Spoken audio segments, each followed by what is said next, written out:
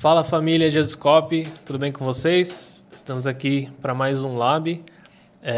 Nós estudamos aí recentemente, terminamos na semana anterior o livro de Tito e hoje nós vamos entrar na epístola de Paulo a Filemon. É uma pequena carta que Paulo escreveu diretamente a Filemon, Então nós vamos ver aí alguns detalhes dessa carta. É uma carta curta, tem apenas aí um capítulo, 25 versículos, e nós vamos estar vendo juntos aí o que o Espírito Santo, o que Paulo comunicou nessa carta que nós podemos aplicar hoje nas nossas vidas, tá bom? Já curte aí esse vídeo, para que o YouTube entregue para mais pessoas. Se você se sentir tocado, se o Senhor falar com você aí, comenta aí também para que aumente o engajamento do vídeo, tá bom? Para que a mensagem chegue para mais pessoas, tá bom? Meu nome é Guilherme, para quem não me conhece ainda, sempre esqueço de falar, mas vamos lá para a carta. Abre aí comigo se você puder, Filemon. Só tem um capítulo, como eu disse, então nós vamos ler aí, são 25 versículos, depois nós vamos fazer um panorama geral aí do livro, tá bom? Porque a gente não vai conseguir expor ele versículo a versículo, porque acabam sendo bastante versos aí para fazer dessa forma, mas nós vamos ver de forma abrangente aí o que o Senhor está falando com a gente aí através de Paulo nessa carta, tá bom? Vamos lá para a leitura então. Está escrito assim, no versículo 1. Paulo, prisioneiro de Cristo Jesus, e o irmão Timóteo, ao amado Filemon, que é também nosso colaborador, a igreja que se reúne em sua casa, a irmã Áfia e a Arquipo, nosso companheiro de lutas, que a graça e a paz de Deus, nosso Pai, e do Senhor Jesus Cristo estejam com vocês.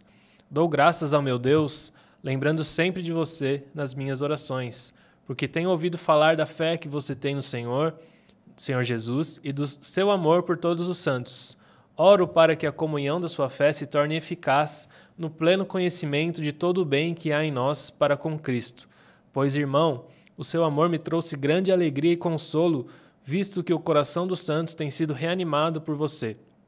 Pois bem, ainda que eu sinta plena liberdade em Cristo para ordenar a você o que convém ser feito, prefiro, no entanto, pedir em nome do amor, sendo o que sou, Paulo, o velho, e agora também prisioneiro de Cristo Jesus, faço um pedido em favor de meu filho Onésimo, que gerei entre algemas. Antes, ele era inútil para você, atualmente, porém, é útil para você e para mim. Eu estou mandando de volta a você, quero dizer, o meu próprio coração. Eu queria conservá-lo comigo para que ele me servisse em seu lugar nas algemas que carrego por causa do Evangelho. Mas não quis fazer nada sem o seu consentimento, para que a sua bondade não venha a ser como que uma obrigação, mas algo que é feito de livre vontade.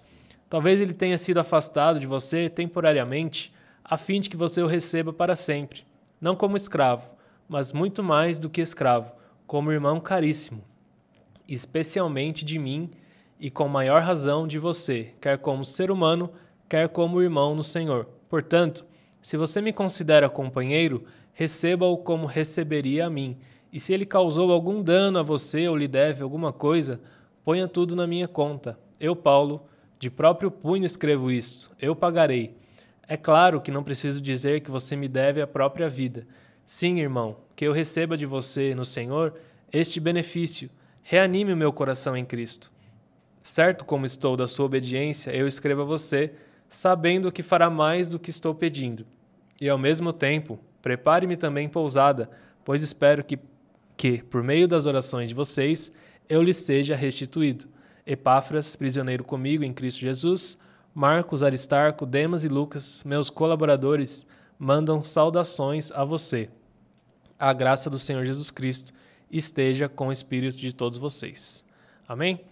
Então vamos fazer uma oração e a gente já parte para o estudo do livro, tá bom? Feche seus olhos aí se você puder. Pai, muito obrigado, Pai, por mais esse momento aqui juntos em comunhão ao redor da Tua palavra, Senhor. Nós somos gratos, Pai, porque nós temos a possibilidade, o privilégio de poder estudar esse livro aqui juntos, Pai, em comunidade, em família, Senhor. Nós pedimos, Pai, que o Senhor esteja conosco nesse momento, que Teu Espírito nos conduza, Pai, que a Tua voz seja ouvida através da Tua palavra, Senhor, que os nossos corações venham ser transformados, mudados pelo Teu Espírito Santo, Pai, que haja, Pai, transformação, que haja renovação, que nós sejamos encorajados, exortados pela tua palavra, Senhor. Que o Senhor fale conosco, Pai. No nome de Jesus nós te pedimos. Amém? Então vamos lá ver essa carta, né? Vocês viram que é uma carta, né, curta, relativamente curta, comparando as cartas aí do Novo Testamento, tá bom? É até interessante a gente poder estudar ela de uma vez só, né? Porque essa é a forma correta de se ler, né, uma carta. Então, nós podemos fazer essa leitura corrida aí de todo o texto que Paulo escreveu, nos dá uma compreensão melhor do que Paulo está dizendo na carta. Essa carta foi escrita, como já disse, diretamente a Filemon, que era um servo do Senhor ali, muito provavelmente morava na cidade de Colossos, tá bom? E ela foi escrita também muito provavelmente junto com a Epístola aos Colossenses. E, inclusive, pode ter sido enviada junto, né? Porque a gente vê lá no capítulo 4 da carta de Colossenses que Paulo diz, né, que está enviando Tíquico e o próprio Onésimo, que é citado aqui, lá para a cidade. Então, muito provavelmente foram eles mesmos que entregaram essa carta também a Filemon, tá bom? Ela foi escrita muito provavelmente no mesmo período também, né, do que a carta de Colossenses, ali por volta do ano 60 a 62 depois de Cristo, e foi enviada então por eles, né? Muito provável também que tenha sido escrita em Roma pelo apóstolo Paulo ali na sua primeira prisão, né? Não é um consenso isso. Alguns teólogos dizem que pode ter sido em Éfeso, porém a maioria crê que foi nesse período da prisão de Paulo em Roma, tá bom? E nós vamos dividir ela aí em quatro partes, digamos assim, né? A primeira parte, do verso 1 ao 3, é a saudação que Paulo faz ali a Filemon, né, e até a igreja que se reúne em sua casa. Então, do verso 4 ao 7, ele faz uma breve oração por todos eles. No verso 8 até o 20, ele então entra com o assunto principal, né, que é esse pedido que ele faz a Filemon na carta em favor de Onésimo. E do verso 21 ao 25 já é a finalização aí, né, a despedida e os pedidos de oração que ele faz e, enfim, se despede basicamente ali do verso 21 ao 25. Como eu já disse, né, a carta foi escrita ali por Paulo em Roma, então, junto com a carta de Colossenses, e enviada por Tíquico e o próprio Onésimo.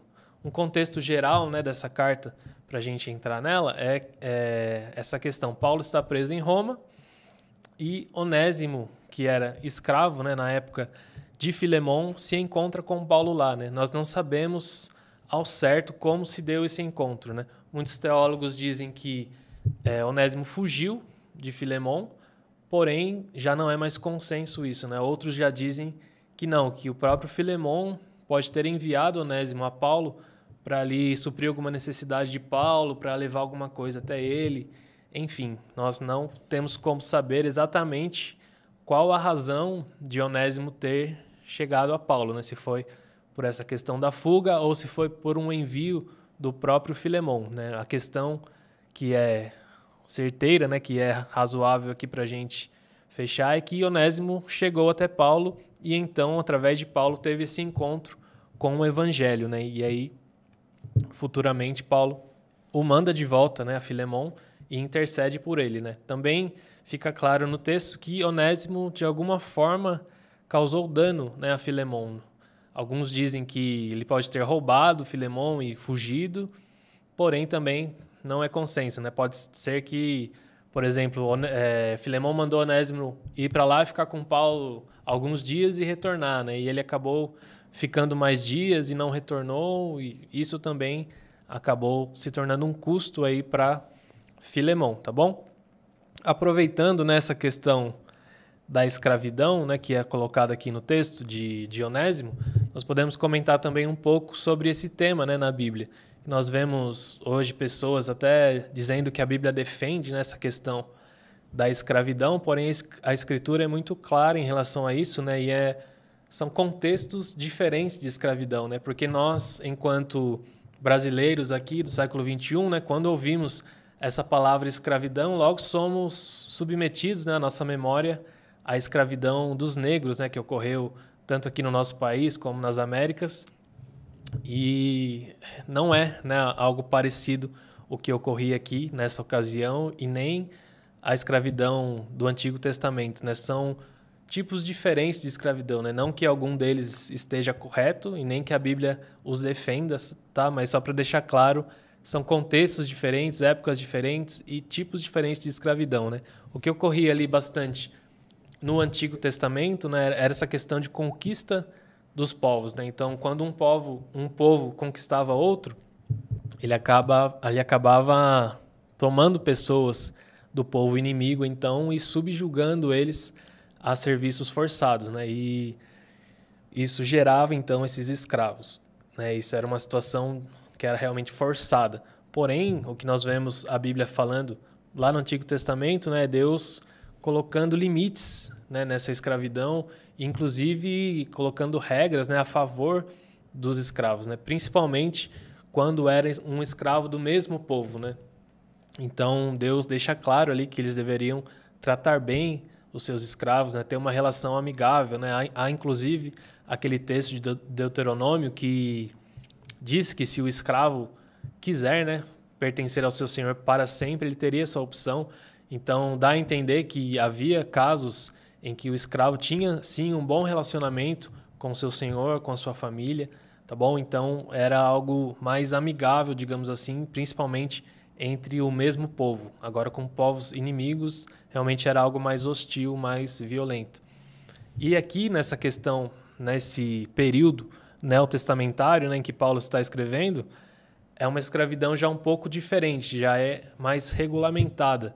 Era como se fosse um vínculo de emprego, digamos assim, porque os escravos não eram confinados necessariamente, eles não tinham privação de liberdade geográfica, digamos assim, eles tinham dias de folga. Então era basicamente um contrato que eles tinham com seus senhores e na maioria dos casos era para pagamento de dívida. Então eu tenho uma dívida com você que eu não consigo pagar, que eu não consigo suprir, então eu me coloco na condição de ser escravo até que eu sane essa dívida, até que seja pago. Tá? Então, muito provavelmente, era esse o caso de Onésimo aqui e a grande maioria dos casos aí de escravidão nesse período do Novo Testamento. Tá bom? Então, a palavra de Deus, né, em momento algum, defende essa questão da escravidão. Nós vamos ver aqui que, pelo contrário, né, o Evangelho, colocado nessa relação aqui, traz luz, né, traz um relacionamento diferente, transformador para aquela época, algo que era incomum, né? Embora houvesse essa relação amigável entre o escravo e o senhor, né, ainda havia uma relação de superioridade, né? Porém, o que Paulo está dizendo aqui é que Filemão deveria tratar Onésimo como irmão em Cristo, a partir do momento que ele recebeu Jesus como seu Senhor, né? Então, nós vemos a transformação que o Evangelho causa nessas relações sociais, tá bom?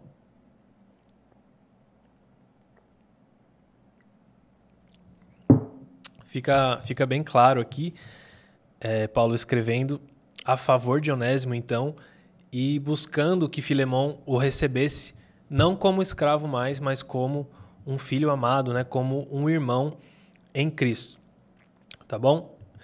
A gente vê aqui, ó, vamos voltar, ver trecho por trecho juntos, para a gente ter um entendimento mais global, melhor daqui do que a carta está nos falando. Então, lá no comecinho, né, do capítulo, Paulo faz a saudação, né, que já lhe é peculiar, dizendo que ele é prisioneiro de Cristo Jesus, e ele cita, né, o próprio Timóteo, que é o seu conservo e colaborador. Então, ele cita o destinatário, que é Filemão. Quando Paulo está dizendo isso, né, a igreja que se reúne em sua casa, ele está apontando essa questão que o próprio Filemão recebia a igreja de Cristo ali em sua casa, né? Porque a igreja não era, naquela época, como nós conhecemos hoje, né? Onde nós vamos a um local construído, né, ou feito especificamente para esse momento de culto, né? Não, a igreja se reunia nas casas, né? Então, Filemão tinha uma dessas casas que abrigava ali a igreja de Cristo, tá bom? Então, até o século terceiro, quarto século, não havia essa questão de templos, né? Só foi estabelecida posteriormente. E ele cita, inclusive, Áfia, que é a esposa de Filemão, né? Então, nós vemos que não é comum essa citação de mulheres, porém, Paulo faz questão de citar aqui Áfia, esposa de Filemão, e Arquipo, que é filho de Filemon, que inclusive a história nos diz que veio a se tornar bispo ali na cidade de Colossos, posteriormente, no lugar de Epáfras, tá bom? Então eles eram bem integrantes ali, bem atuantes no ministério na cidade de Colossos, e Paulo faz questão de deixar isso claro, né? Então ele faz a sua saudação, né, comum das cartas de Paulo, né, dizendo que a graça e a paz de Deus, nosso Pai, e do Senhor Jesus Cristo estejam com vocês, sempre acrescentando nessa questão da graça de Deus na sua saudação. Então, porque era uma saudação comum ao judeu, a paz, né, a shalom. Porém, Paulo sempre faz questão de adicionar a graça na saudação para realmente mostrar, né, a obra de Cristo, né, através da graça que nos alcança e que então pode nos dar a verdadeira paz através dessa graça. Então ele termina, né, no verso 3 a saudação e faz essa breve oração por Filemon, né, dizendo que dá graças ao meu Deus, lembrando sempre de você nas minhas orações, porque tenho ouvido falar da fé que você tem no Senhor Jesus, do seu amor por todos os santos. Oro para que a comunhão de sua fé se torne eficaz no pleno conhecimento de todo o bem que há em nós para com Cristo. Pois, irmão, seu amor me trouxe grande alegria e consolo, visto que o coração dos santos tem sido reanimado por você. Então, Paulo faz essa oração, né, por Filemon, inclusive mencionando, né, essa questão da comunhão que eles têm na fé e que pedindo que ela se torne eficaz, né? Então, Paulo já começa a preparar ali o coração de Filemon, né, para receber o pedido que ele faria a seguir, né? Nós vemos hoje, né, técnicas de feedback, por exemplo, né, em que nós precisamos, né, devemos sempre começar, né, com, digamos assim, um elogio, algo suave. Quando você vai, por exemplo, dar uma resposta crítica a uma pessoa, né, então você não começa já com a crítica, né? Nós temos aprendido isso aí com o Douglas. Você fala algo, né, de bom que a pessoa tem feito, né, você elogia, então você faz a sua crítica e depois que você fizer a sua crítica, você faz novamente um elogio, reafirmando, né, o que essa pessoa tem feito de correto, para dar uma suavizada na sua crítica, né? E é exatamente isso que Paulo parece estar fazendo aqui, né? Ele prepara o terreno para que Filemon receba, então, o seu pedido, né, que também é uma forma de crítica ali à postura, a possível postura, né, de Filemon em relação a Onésimo, que era seu escravo. Então ele já entra aí no versículo 8 com a sua petição, né?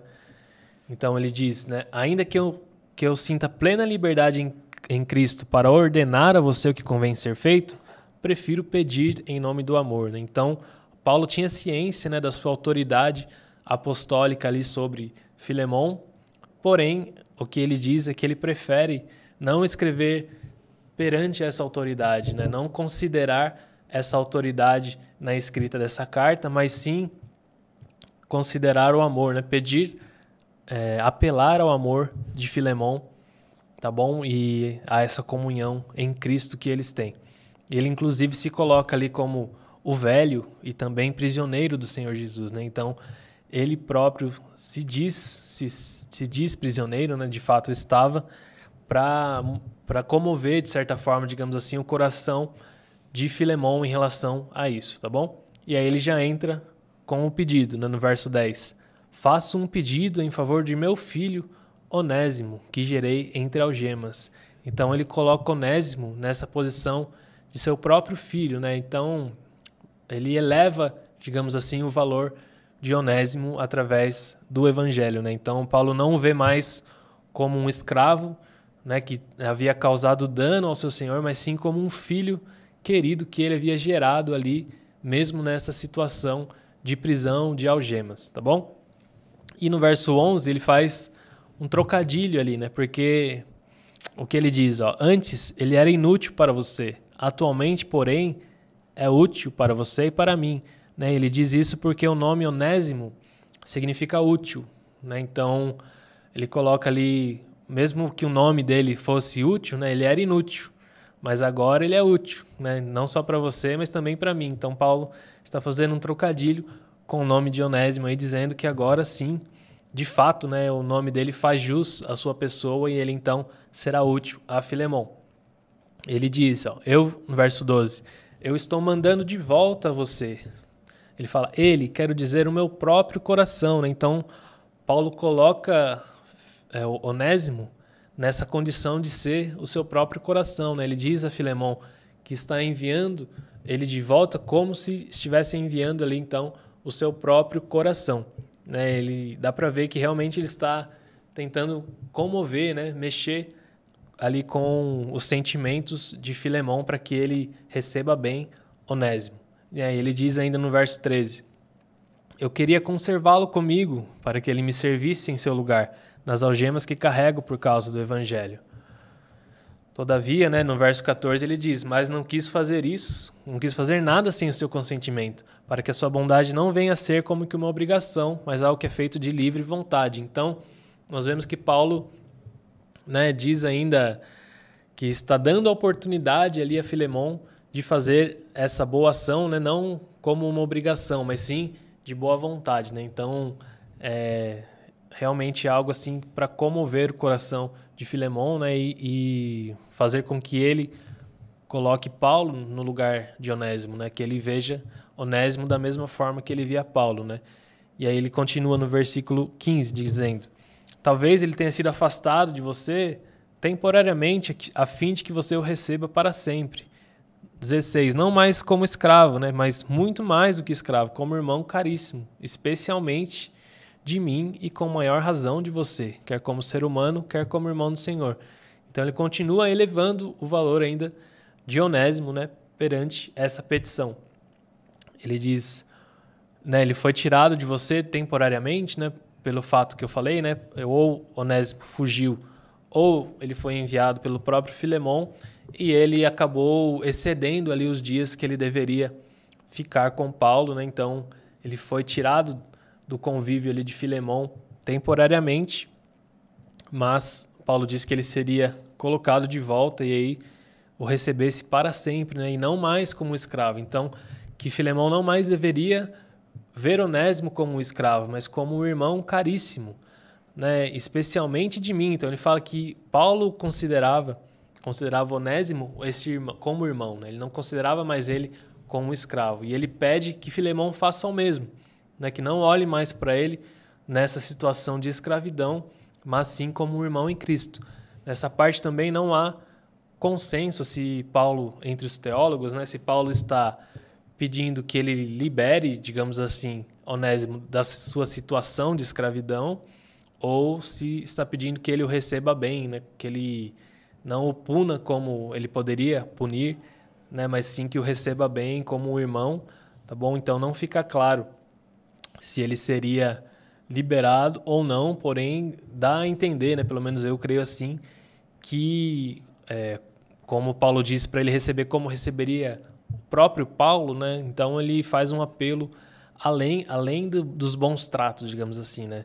Para mim ele apela ao coração de Filemon para que ele realmente libere Onésimo então da escravidão, né? E até por isso que ele continua dizendo aqui no verso 18, né? Ele diz, se ele causou algum dano a você ou lhe deve alguma coisa, ponha tudo na minha conta. Eu, Paulo, de próprio punho escrevo isso, eu pagarei. É claro que não preciso dizer que você me deve a própria vida. Então ele fala, ele te deve alguma coisa, né? Onésimo está te devendo alguma coisa, Filemon? Coloca isso na minha conta, né? E ele ainda diz que escreveria de próprio punho, eu pagarei, né? Então nós não sabemos também se ele escreveu de próprio punho somente essa parte, né? Ou se a carta toda, né? Alguns dizem que Paulo escreveu somente essa parte, como em algumas cartas ele escreve, né? Quando ele cita que escreverei pelo meu próprio punho, ele escreve normalmente uma saudação ou um trecho da carta, né? Porque essas cartas, em grande maioria, eram ditadas, né? Alguém, e esse alguém transcrevia ali as palavras de Paulo para o papel, né? Então não é claro se ele escreveu somente eu pagarei ou se escreveu a carta toda, né? Mas o importante para nós aqui é que ele se coloca nessa posição, né? Coloca na minha conta, Filemon, né? Não cobre de Onésimo, né? Então dá a entender que Paulo realmente desejava essa liberação de Onésimo dessa posição, então, de escravo, né? E ele ainda enfatiza, né? É claro que não preciso dizer que você me deve a própria vida, né? Isso porque, muito provavelmente, né, a conversão de Filemon se deu através da pregação de Paulo, né? Não sabemos onde, né? Porque muito provavelmente Paulo não chegou a ir ali na cidade de Colossos, mas pode ser que eles tenham se encontrado, sim, em outro evento, né? Em alguma das viagens que Paulo fez ali por Éfeso ou por Laodiceia. Enfim, talvez tenham se encontrado e então o próprio Paulo tenha pregado o evangelho a Filemon. Tá bom? E ele diz no verso 20: Sim, irmão, que eu receba de você no Senhor este benefício. Reanime o meu coração em Cristo. Então, realmente enfatizando, né, essa importância de Filemon atender, né, a esse pedido que Paulo estava ali fazendo. Né? Ele realmente faz todo um trabalho aqui de escrita, né, de forma a persuadir Filemon então a perdoar, a liberar Onésimo da sua dívida e talvez, inclusive, da sua condição, então, de escravidão. Beleza? Então, nós vimos aí até o verso 20. Vamos ver agora o finalzinho, né, que é a respeito da parte final aí do texto. Verso 21 diz assim: Certo como estou da sua obediência, eu escrevo a você sabendo que fará mais do que estou pedindo. Então, Paulo diz, né, eu sei que você vai me obedecer, né, embora eu não esteja te ordenando como um apóstolo, né, eu estou certo de que eu posso contar com essa sua obediência e que você fará inclusive mais do que eu estou lhe pedindo aí em relação a Onésimo. E continua dizendo, e ao mesmo tempo prepare-me também pousada, pois espero que por meio das orações de vocês eu lhe seja restituído. Então, Paulo tinha essa expectativa de ser liberado da prisão, né, e poder finalmente visitá-los ali na casa de Filemon, né, na comunidade ali de Colossos. E ele termina com as saudações dos irmãos que estavam com ele ali, né? Epáfras, prisioneiro comigo em Cristo Jesus, Marcos, Aristarco, Demas e Lucas, meus colaboradores, mandam saudações e finaliza com a sua clássica, né, também saudação, a graça do Senhor Jesus Cristo esteja com o espírito de todos vocês. Né? Então ele cita aqui Epáfras, que provavelmente foi quem fundou a igreja ali em Colossos, Marcos, que foi o seu ajudador, né, que é citado no livro de Atos, Aristarco, Demas e Lucas, que é o escritor também de Lucas e Atos, colaboradores ali com Paulo, e termina deixando todos ali com a graça do Senhor Jesus Cristo e o Espírito Santo, né, com todos eles. Tá bom? Então esse é um contexto bem superficial assim dessa carta de Filemon, tá? E nós podemos aprender nisso tudo o quanto o evangelho impacta nas nossas relações sociais, porque era algo totalmente incomum para aquela época esse tipo de pedido, esse tipo de atitude, tanto em relação ao que Paulo está fazendo, quanto em relação ao que ele requer de Filemon ali, né, por Onésimo, que era o seu escravo. Então, é algo realmente transformador, revolucionário ali para aquela época, o meio como Paulo se coloca ali intercedendo realmente por Onésimo, né, que Onésimo não tinha muito o que fazer, né, na sua condição ali de escravo, não tinha muito como se justificar perante Filemon, porém, quando ele encontra Paulo, quando ele encontra o evangelho de fato, Paulo então se coloca nessa situação, né, de ser o intercessor ali perante Filemon a favor de Onésimo. Né? Então, nós vemos nesse texto, né, que nós podemos aplicar de forma bem direta assim, em relação à nossa vida. Né? Então, nós podemos, da mesma forma que Paulo, né, nós podemos, na verdade, nos colocar no lugar dos três ali, né? Tanto Paulo, quanto Filemon, quanto Onésimo. Né? Então, da mesma forma que Paulo faz essa intercessão por Onésimo, nós hoje temos a oportunidade de fazer isso pelas pessoas. Né? Então, nós temos que ler o Evangelho tentando aplicar, né, na nossa realidade, no nosso dia a dia. E se nós fizermos isso, nós vamos fazer como Paulo fez, né? Nós vamos interceder em favor das pessoas. Né? Nós vamos, de fato, estar amando ao próximo como nós mesmos. Né? Isso é uma atitude, né, clara da transformação do Evangelho na vida do apóstolo Paulo. Né? Então, ele faz questão de se colocar. Né? Imagine Paulo, né, em todas as suas atividades, tudo que ele tinha para realizar, para fazer, para escrever, ele tira um tempo exclusivamente, né, para escrever uma carta pessoal, né? Tem poucas, né? Tem, se não me engano, somente a Timóteo, a Tito e a Filemon, Paulo escreveu de forma pessoal, né? Então, era algo realmente importante, né? Paulo tinha como importante, né? Então, ele tira esse tempo para fazer isso, essa intercessão por Onésimo. Então, nós vemos, né, que Paulo tem esse papel aí no livro de intercessor. Filemon era, né, essa pessoa que precisava ainda, que sim, estava caminhando no Evangelho, né? Porém, como todos nós, precisava ser aperfeiçoado, né? E tinha sofrido uma ofensa, né? Então, ele tinha sido ofendido por Onésimo e Paulo pede a ele, releve, né? Deixe a ofensa de lado, né? Aprenda a sofrer o dano, né? Como o próprio Jesus nos ensinou, né? Aprenda você a ficar com prejuízo, né? Não espere sempre justiça, né? A palavra diz que nós devemos sofrer injustiças muitas vezes, né? E com alegria por causa de Cristo, né? Então, o próprio apóstolo Pedro também nos diz, né, que se nós sofremos justamente, né, por algum mal que nós fazemos, nós não temos do que reclamar, né? Mas se nós sofrermos, que seja de forma injusta, né, como cristãos.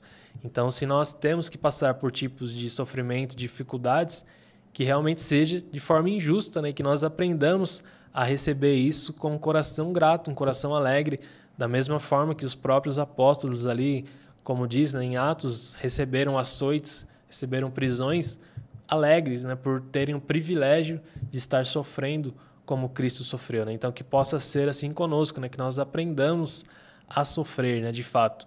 Né? Até recentemente nós tivemos a pregação do Arthur sobre o custo do discipulado, né, que nós aprendamos realmente esse custo, que tem um custo e que exige de nós renúncia, que exige de nós aprendermos a viver dessa forma, né? Aprender que isso é algo comum ao cristão, né? Como o próprio Paulo escreve a Timóteo, né? Se alguém deseja viver piedosamente, ele será perseguido. Então, isso é fato, né? Que acontecerá conosco uma hora ou outra, né? Então, que nós aprendamos a lidar, a conviver com esse tipo de situação, como Paulo também pede a Filemon que aprenda nesse caso, né? E receba bem o Onésimo, que era o seu escravo, como um filho amado, né? Não mais nessa posição de escravo, tá bom? E nós também podemos nos colocar, né, no lugar de Onésimo.